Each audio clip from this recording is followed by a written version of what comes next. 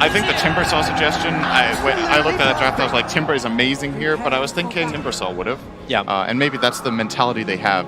They're like, okay, OG will hit a mid-game timing, we need to survive that, and we'll win late. But the positional play from OG, just too good. That was just a flat-out outplay by Ana. Going into the bottom left corner there, so the Avalanche misses. Top lane, though, they're still going to get no-till here, I think. Yeah, the stuns are out. Ana can't give that much, and that's actually first blood. Remember that technically the first one that happened was the denial. The harassment kind of counts for nothing. As up, here they go once more. That nice observed ward is in deep, toss in forward, just putting MSS on the front lines. No tower will fall. There's NEWBEE. And they do not want to give Ana this room to breathe. And MSS even looking to steal the camp. Now no-tell. Actually on bottom lane too, but the stun, it comes in towards the Elder Titan. The nuke damage is a little bit faster.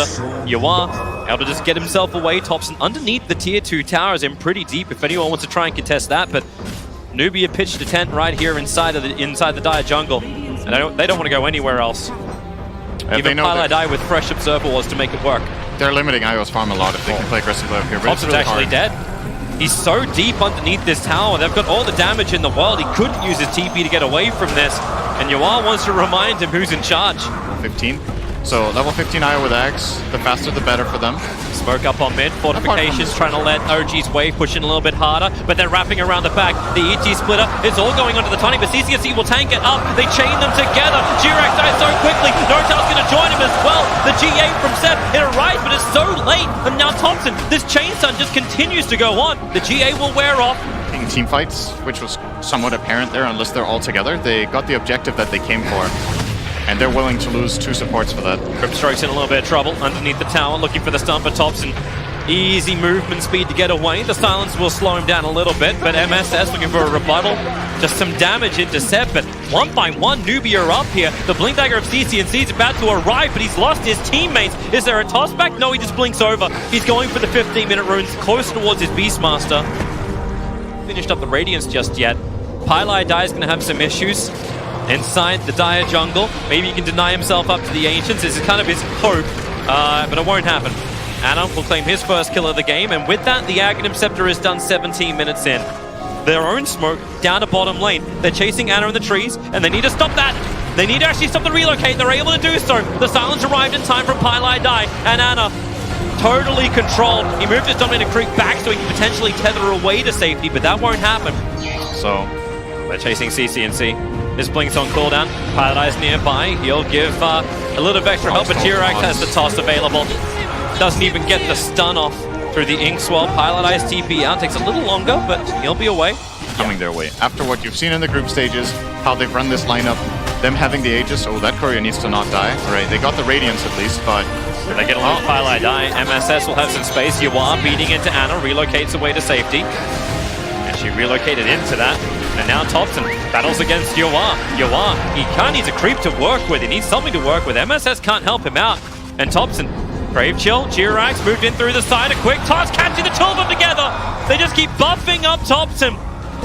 Not even a ridiculous team fight. It's just an easy play where Thompson knows just how strong he is. Grabs the creep wave from up on top. You pull it towards mid as well. So all the pressure from snaking to the tier 2 tower will also just be negated. OG just have insane vision up here. Ana knew exactly what he could get away with that relocate play because of the deep ward that they've had for so long. 3 minutes. They've had this deep high ground ward in the Radiant top jungle. And it's high ground time. It is. 21 minutes in is the OG special. Pushing into the tier 3 tower. So snaking. They just have to almost let it go. Fortification will arrive, but until Lifesteal is back up, they can't fight. The new items arriving. Solar Crest is up. Rod of Atos on Omni Knight. They'll take the tier 3 tower. And there's no reason why you need to back up.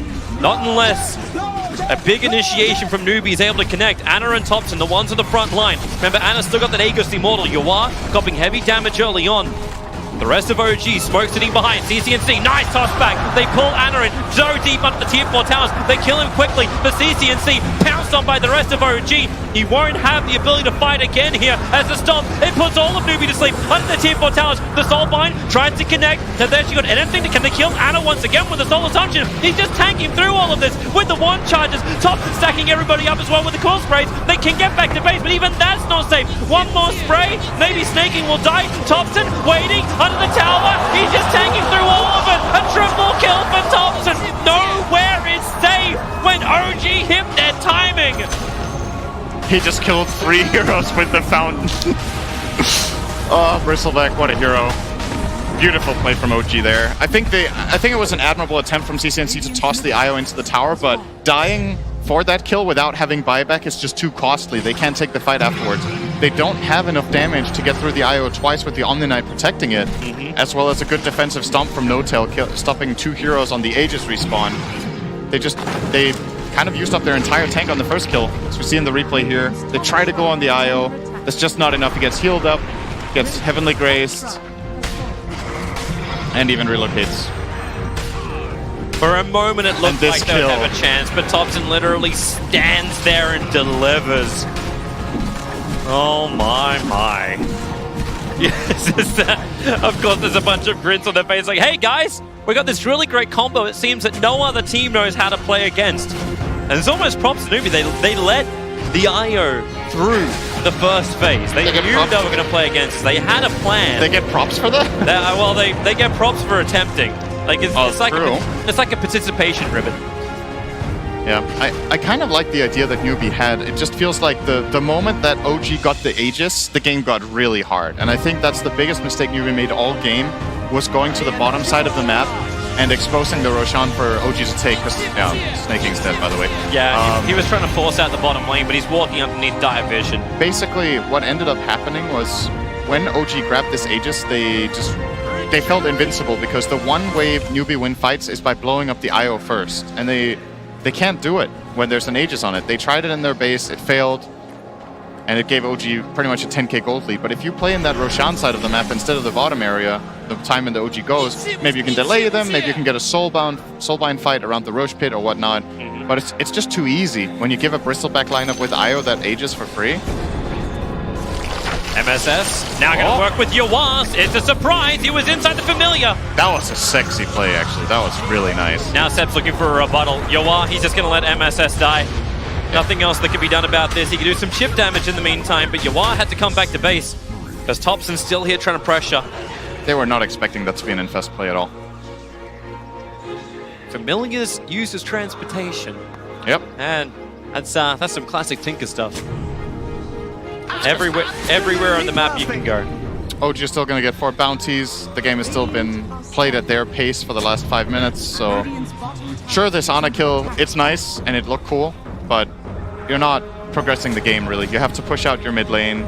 Well, maybe they'll catch Seb. Need to find a new target. Access to fly out. Oh, Snaking. Does he want to roar on that? Probably not. Pylai dies. Thinking about to slow down. Instead, Snaking. Another boar up. CCNC. It's the avalanche. Support's coming in. OG, they have chased way too far here, NEWBEE. OG owned a tier 2 tower. They have friends to help them out. The Soulbind connecting OG together. The Roar catching 2. Respect being pushed around to the side. But man, the Stomp from NoTail, they just create more and more space. And where is this damage that NEWBEE was meant to have? It's not there. They should probably be very happy that the only person they lost was CCNC. Yeah, that could have gone a lot worse. The Omni was just too fast with the phase boots. They just chased and chased too. Phase boots and drums. They eventually caught up to him, but they couldn't even get the toss back. Yeah, now Roar and Soulbind is down. You got a 50-second to a minute window of opportunity for OG to pressure in through bottom.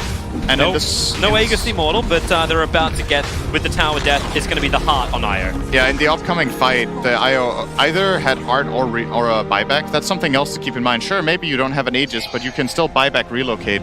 Similar to how OG played their Spectre last year. They love playing this hero that can buyback and reconnect to the fight. And this is the only other hero in the game they can put on except Nature's Prophet. Maybe that's the next one he'll play carry. Who knows? But yeah, he's getting the heart.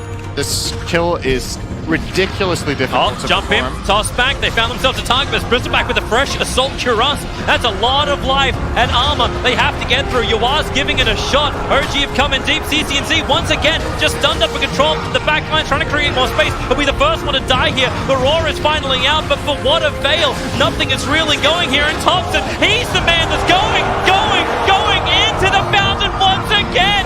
Bathe in the glory of the Radiant. Thompson, he just does not give a crap. Anna will give all the life. This is just fountain farming. Gee, you got it. This is soul breaking. GG. Okay. GG. Message has been sent. You weren't home, but we smacked through the door and delivered it anyway.